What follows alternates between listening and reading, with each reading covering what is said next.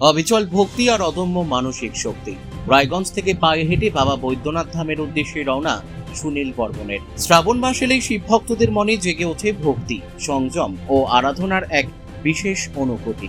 সেই আবেগ ও অটুট বিশ্বাসকে সঙ্গী করেই উত্তর দিনাজপুর জেলার রায়গঞ্জ ব্লকের কমলাবাড়ি ১ নম্বর গ্রাম পঞ্চায়েতের ছত্রপুর গ্রামের বাসিন্দা সুনীল বর্মন এবারও পায়ে হেঁটে রওনা দিলেন ঝাড়খণ্ডের দেওঘরের পবিত্র বাবা বৈদ্যনাথ ধামের উদ্দেশ্যে।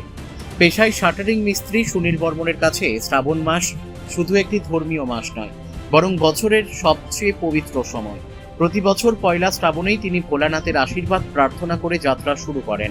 শনিবার সকালে ঠিক 7টায় নিজের বাড়ি থেকে পরিবারের সদস্যদের আশীর্বাদ ও শুভকামনা নিয়ে তিনি পদযাত্রা শুরু করবেন। যাত্রার আগে নিজের বাড়িতে প্রতিষ্ঠিত শিব মন্দিরে ভোরবেলা স্নান সেরে মন্ত্রোচ্চারণের মাধ্যমে পূজা অর্চনা করেন তিনি। এরপর বড়দের আশীর্বাদ ও ছোটদের ভালোবাসা সঙ্গে নিয়ে দীর্ঘ পথের উদ্দেশ্যে পা বাড়ান। সুনীল বর্মন জানান, হিন্দু ধর্মাবলম্বীদের কাছে শ্রাবণ মাস অত্যন্ত তাৎপর্যপূর্ণ। এই সময় দেশের নানা প্রান্ত থেকে লক্ষ লক্ষ শিব ভক্ত সুলতানগঞ্জ থেকে গঙ্গাজল কাঁধে নিয়ে কঠোর নিয়ম নিষ্ঠার সঙ্গে পদযাত্রা করে বাবা বৈদ্যনাথের শিবলিঙ্গে জল নিবেদন করেন। তবে তার যাত্রাপথ কিছুটা আলাদা। তিনি এবারও নিজের বাড়ি থেকেই সম্পূর্ণ পদযাত্রার মাধ্যমে দেওঘর পৌঁছানোর সংকল্প নিয়েছেন। তিনি জানান, জীবনে এ পর্যন্ত 40 বার বাবা বৈদ্যনাথ ধামে দর্শন করেছেন। এর মধ্যে 38 বার সুলতানগঞ্জ পর্যন্ত গাড়িতে গিয়ে সেখান থেকে গঙ্গা স্নান করে পায়ে হেঁটে দেওঘর পৌঁছেছেন। আর এবার নিয়ে এটি তার 41তম বৈদ্যনাথ দর্শনের যাত্রা। একই সঙ্গে বাড়ি থেকে সম্পূর্ণ পায়ে হেঁটে দেওঘর যাওয়ার ক্ষেত্রে এটি তার তৃতীয় পদযাত্রা। দাদা, আপনার নাম? সুনীল বর্মন, কোথায় বাড়ি? রায়গঞ্জ ছত্রপুর। এটা কত নম্বর অঞ্চল পড়ে? 13 নম্বর 1। এই কোথায় যাচ্ছেন? দেওঘর। দেওঘর বলতে?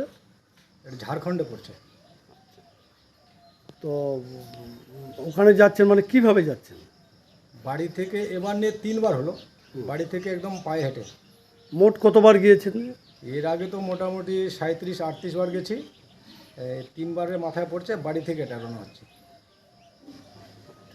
তাহলে এবার নিয়ে সব মিলিয়ে কতবার হচ্ছে? মোটামুটি 41 পার হয়। তার মধ্যে পায়ে হেঁটে কতবার বললেন এবার নিয়ে? সুলতানগঞ্জ থেকে তো প্রতিবারই পায়ে হেঁটে যাই, বাড়ি থেকে যাচ্ছি 3 বার হলো, একদম রায়গঞ্জ বাড়ি থেকে।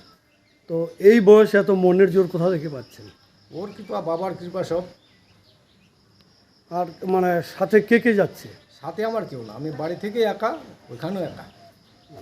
পরিবারে কে কে রয়েছে আপনার? পরিবারে আছে, বউ আছে, ছেলে আছে, মেয়ে আছে, ছেলের বউ আছে, নাতি আছে, নাতনি আছে, জামাই আছে, মেয়ের ঘরে আছে। আর এমনি আপনি কি মানে কি কাজের সাথে যুক্ত পেশায়? আমি শাটারিংয়ের কাজ করি। বলছি, আপনার বাড়িতে তো স্থায়ী মন্দির রয়েছে। হ্যাঁ, আছে। বাড়িতে স্থায়ী মন্দির আছে, প্লাস প্রায় দিনেই আমি পুজো দিই। তো আজকেও সেই পুজো টুজো দিয়ে বের হচ্ছি। আর কদিন লাগে ওখানে পায়ে হেঁটে পৌঁছোতে? 8 থেকে 9 দিন লাগে টোটাল। আর আসার সময় কি পায়ে হেঁটেই আসেন? না, আসার সময় গাড়িতে আসি। বলছি, এই শিব ভক্তদের জন্য কি বার্তা থাকবে আপনার? শিব ভক্তদের জন্য বার্তা থাকবে, যার যার মনের অভিরুচি, যারা যারা যাবে ভালো মনে করে তাদেরই উপকার হবে। আমি যেরকম যাচ্ছি, আমাদের মতো যেন সবাই যায়। রায়গঞ্জ থেকে রামকৃষ্ণ দাসের রিপোর্ট, কুলিক নিউজ।